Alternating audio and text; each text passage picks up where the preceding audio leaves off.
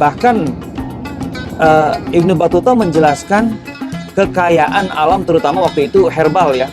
Ketika di negeri ini ada daun ini, ada pohon ini, dipakai untuk ini, berobat ini. Dia sendiri kemudian menjadi mahir menggunakan ini, jadi sebagai herbalis. Para sultan itu atau para penguasa gitu, yang paling mereka sukai pada masa itu, materi yang disukai itu adalah geografi dan topografi, gitu ya. Antropologi itu yang paling mereka sukai. Selesai haji itu dia tidak berpikir kembali balik. Coba bayangkan, dia ke Irak, ke Najaf dan sebagainya gitu. Pokoknya ke Irak, dia bicara tentang Basra dan seterusnya. Dan itu dia nebeng, dia numpang, maksudnya ikut rombongan haji-haji yang kembali ke Irak. Dia diangkat menjadi qadhi, menjadi hakim di India. Dan ini menarik. Dia orang asing.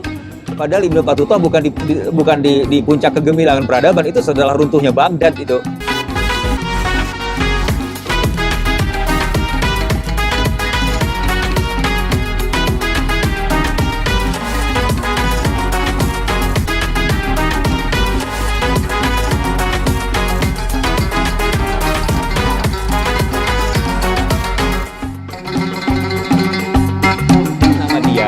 Nama Ibnu Battuta sudah sampai ke Maldives sebagai hakim di India sebelumnya. Maka diangkat jadi hakim. Jadi berapa lama lah dari situ. Kemudian baru melanjutkan perjalanan ke Cina melalui Sri Lanka, kemudian melalui pantai ya Asia Tenggara itu, Myanmar, Thailand, gitu ya, sampai ke Sumatera. Sampai Sumatera, gitu loh. Dan dia menceritakan tentang masyarakat Sumatera waktu itu, rajanya dengan gajahnya, gajah Sumatera berarti kan, kemudian dengan sarungnya. Dia cerita tentang sarung, sudah ada sarung zaman itu, tahun 1300-an tuh pakai sarung orang Indonesia, gitu ya. Berarti sarung tuh memang udah lama gitu, cuman BHS kayaknya belum ada. Gajah duduk, bener. Ya, dan kemudian dia tahu mazhabnya Syafi'i diangkat, diceritakan. Memang tidak banyak kisah tentang Sumatera itu, tidak banyak. Yang jelas dia menyebutkan bahwa rajanya sangat senang untuk menyebarkan Islam, berjihad melawan kaum kafir, maksudnya orang-orang pagan gitu loh, perang dan menang. Itu saat Ibnu Battuta ada di situ. Nah, jadi Ibnu Battuta kemana-mana karena dia membawa IPS, itu langsung diterima sebagai tamu raja. Jadi dia pernah ditempatkan di ruang, ya kata pavilion tamunya gitu ya, tamu raja dan seterusnya. Nah, dari situ dia melanjutkan sampai ke Filipina, tembus kemudian ke Guangzhou, dan sampai masuk ke mana? Beijing, akhirnya ke darat. Jadi otomatis kalau yang laut dia sisir semua, dan kemudian dia sampai ke Beijing. Ternyata di Beijing waktu itu, gitu ya, sudah biasa kaum muslimin, bahkan pedagang Arab itu sampai Beijing, baik melalui laut ataupun melalui darat. Kalau melalui darat tentu melalui Xinjiang, gitu ya, melalui yang kemudian sekarang etniknya Uighur itu, jalur sutra.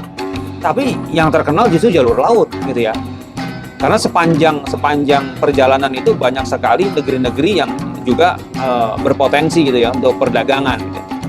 Nah, yang menarik, saya tidak tahu ya, tahun 1300, coba dicari ya, itu dinasti apa ya, 1300, ya kurang lebih 1340-an. Dinasti Han. Coba ceklah 1340-an itu apa tuh. Coba pastikan di Google. Selama ini rujukannya Google. Yang jelas, kata Ibnu Battuta, ada seorang qadhi, hakim muslim di Beijing. Jadi pemerintah Cina itu mengangkat seorang hakim muslim. Itu artinya karena banyaknya kaum muslimin di Beijing. Biasa pulang pergi begitu. Itu satu. Yang kedua, tentu saja dalam perdagangan, baik itu antara sesama kaum muslimin yang ada di situ hubungannya ya, ataupun dengan orang setempat, itu dibutuhkan jembatan untuk saling memahami. Kalau ada perselisihan, kalau ada apa, maka kemudian harus ada pengadilan, harus ada hakim di situ, gitu ya. Nah, dan tampaknya karena memang masyarakatnya pedagang, itu dihormati. Jadi mereka punya semacam distrik untuk pedagang-pedagang Arab. ada penempatannya. Jadi kalau di sini kemarin kita lihat ada distrik khusus untuk Yahudi dan lain sebagainya, sebenarnya di Beijing juga ada distrik untuk Arab saat itu. Untuk kaum muslimin lah secara umum ya. Yang ketiga gitu lah, selain tadi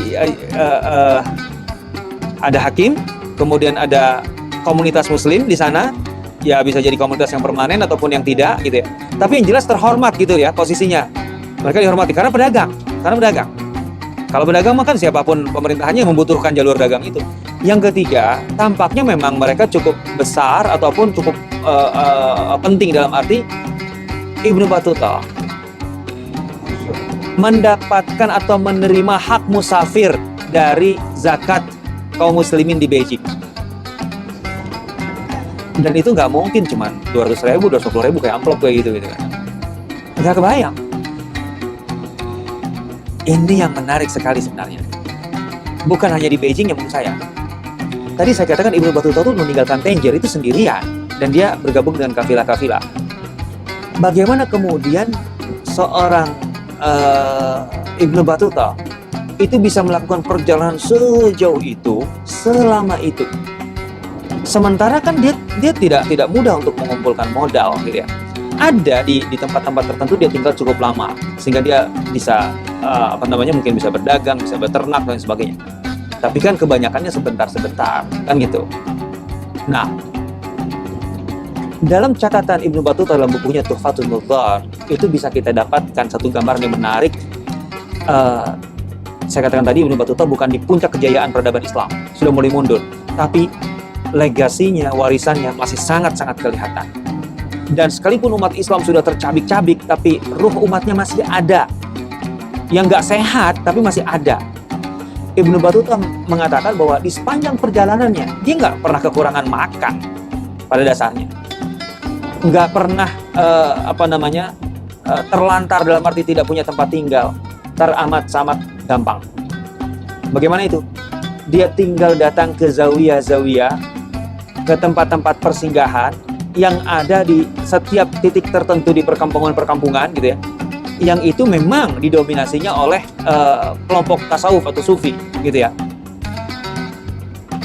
Dan sepanjang perjalanan itu dia akan dijamu, dia akan diberi tempat tinggal, kemudian bahkan ketika dia berangkat dia akan disangoni.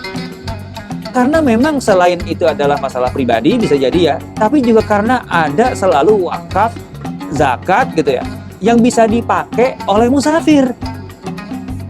Jadi perjalanan 120.000 km itu bisa dikatakan sebenarnya dana yang mendanai sesungguhnya itu adalah hasil wakaf di sepanjang jalan. Ini catatan besar dari buku Tuhfatul Nudhar kalau bagi saya. Artinya masalah mendasar, masalah basic manusia itu bagaimanapun masih mendapatkan perhatian dan jatah gitu loh. Sehingga ketika seorang melakukan perjalanan sejauh itu, masalah basicnya itu masih ada yang bisa diharapkan atau bisa menyelesaikan masalahnya. Ini akan berbeda dengan Columbus. Columbus itu ketika melakukan pelayaran ke Amerika, dia itu lebih dulu mengajukan proposal kepada Ferdinand dan Isabel. Jadi didanai oleh negara. Begitu juga pelayaran-pelayaran yang lain, kalau enggak itu adalah koloni-koloni dagang pada dasarnya gitu. Itu adalah proyek negara. Jadi kalau ada rihlah ataupun pelayaran yang besar gitu ya, Magellan, kemudian Vasco da Gama gitu. Ya itu dibalik itu seperti, tapi Ibnu Battuta tidak. Padahal catatan Ibnu Battuta yang itu ditulis setelah kembali ya dari Cina, dia kemudian kembali ke jalur yang sama gitu ya, tentu saja melewati Selat Malaka lagi, yang ada jalur lain pasti ke sana. Cuman dia nggak menceritakan pertemuannya dengan orang-orang Sumatera saat itu untuk saat kembali gitu ya, waktu saat berangkat aja gitu. Kemudian sampai ke Sri Lanka gitu ya, ke India dalam arti pesisirnya, kemudian dia tembus langsung ke Jazirah Arab, dan dari situ dia kembali haji lagi, kemudian dia kembali ke negerinya sini, ke Tanja. Baru sebentar di Tanja, Waktu itu ibunya baru meninggal beberapa bulan. Ayahnya sudah meninggal lebih lama, ketika sampai, ya iyalah, 30 tahun. Waktu itu sudah belum 30 tahun, belum pas 30 tahun. Baru sekitar 25 atau 26 tahun gitu ya. Sampai di Tanja, hanya berapa saat, setahun, dia keluar lagi ke Andalus. Malam belakangan ke Andalus, ke Granada dan seterusnya gitu ya. Dia sempat ke Konstantinopel juga, itu yang saya luput. Saya ceritakan tadi ke Anatolia, kemudian ke Konstantinopel. Waktu itu Konstantinopel masih Romawi ya, dia masuk gitu loh. Terus kemudian dia ke Andalus. Dari situ balik lagi ke Tanja. Nah, kemudian yang dia merasa belum kemana? Ke bagian tengah Afrika. Sampai ke Mali, ke Timbuktu. Nah, di situ ada cerita Ibnu Battuta di Mali gitu ya. Itu kan ke tengah itu. Kemudian dia balik lagi baru ke Tanja. Nah, tahun kurang lebih 755. Nama dia tentu saja sudah terkenal kemana-mana. Dari Fas, Abu Ainan Al-Marini yang kemarin mengundang. Karena tadi IPS-nya diundang ke Fas, ke ibu kota. Dan kemudian saat itu Ibnu Juzai, itu yang dari Granada, sudah berada di Fas dan menjadi menteri, sekretaris negara lah. Abu Ainan yang selalu ingin memiliki masterpiece dalam segala hal, melihat bahwa rihlah Ibnu Battuta harus diabadikan. Dan ini kita harus tahu di sini. Ibnu Battuta melakukan rihlah. Oke.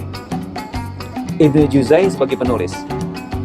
Tapi kalau bukan karena keinginan yang luar biasa dari seorang Abu Ainan untuk memiliki atau adanya masterpiece gitu, rihlah Ibnu Battuta, itu juga sulit terwujud. Ya tentu saja proyek ini tidak kecil gitu ya. Sampai-sampai Ibnu Battuta dan Abu Ainan itu menyelesaikan penulisan atau pencatatan perjalanan itu selama 2 tahun penulisannya. Jadi nggak sembarangan. Dan tentu saja sekali lagi itu setelah 30 tahun perjalanan Ibnu Battuta. Dan Ibnu Battuta mengingat semua perjalanan itu. Karena sepanjang perjalanan boro-boro nyatet lah. Gitu, nggak mungkin nyatet gitu loh. Dia tidak nyatet. Gitu. Semua ingatannya itu kemudian disusun ulang gitu. Atau ya disusun ulang dan kemudian didiktekan kepada Ibnu Juzai dan dikemas oleh bahasa yang sangat-sangat indah Ibnu Juzai. Jadi kalau kita baca Tuhfatun Nuzar, isinya itu kayak bersajak gitu, mengalir bersajak. Saya nggak bisa bahasa Arab. Saya ceritain kayak gini juga rasanya tetap aja nggak kerasa gitu. Coba saya bacakan ya beberapa bagiannya. Artinya irama sajaknya itu asik gitu loh. Coba nih, dia berbicara tentang Alexandria ya, Iskandaria di Mesir gitu ya.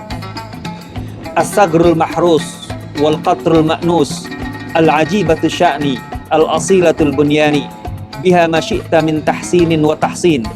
Kan wa ma'athir dunya wa din gitu kan. Wa jama'at baina ad-dakhamati wal ihkam mabaniha wa hiya zahiyatu bi jamaliha wal jami'atu li kullil mahasini li tawassutiha bainal masyriqi wal maghrib. Asik rasanya tuh. Bahasa indah. Jadi bukan sekedar bahasa novel gitu, ini bahasa berirama banget gitu ya. Dia berbicara tentang Kubah Sakhroh yang ada di Baitul Maqdis, di Masjidil Aqsa. Wahia min a'jabil mabani wa atqaniha wa aghrabiha syaklan qad tawaffara hadduha minal mahasin wa akhadat min kulli badi'atin bitarf wa hiya qa'imatun ala nushzin fi wastil masjid dan seterusnya. Terus ada lagi yang asik nih. Nah, dia berbicara tentang kota Basrah gitu ya. Ihda ummahatil Iraq, pakai qaf. Asyahiratud dzikri fil afaq, dan gitu ya. Al-fasihatul arja, al-mu'niqatul afna, dzatul basatin gitu. Dzatul basatin al-kathira wal fawakih al-athira. Tawaffara qismuha minan nadara wal khasb lima kanat majma' al-bahrain al-ujaj wal 'ard. Khasab 'adab gitu. Walaysa fid dunya akthar nakhlan minha. Asik. Ya memang ini keahlian Ibnu Juzai ya, dalam membahasakan data-data dari Ibnu Battuta. Walaupun Ibnu Juzai mengatakan aku tidak mengubah terlalu gimana, enggak gitu loh. Walaupun berirama tapi kemudian tidak melencengkan maknanya gitu loh. Jadi tetap sesuai dengan data-data yang diberikan oleh Ibnu Battuta. Nah, itu lebih kurang tentang beberapa aspek dari peradaban kita melalui sosok Ibnu Battuta gitu ya.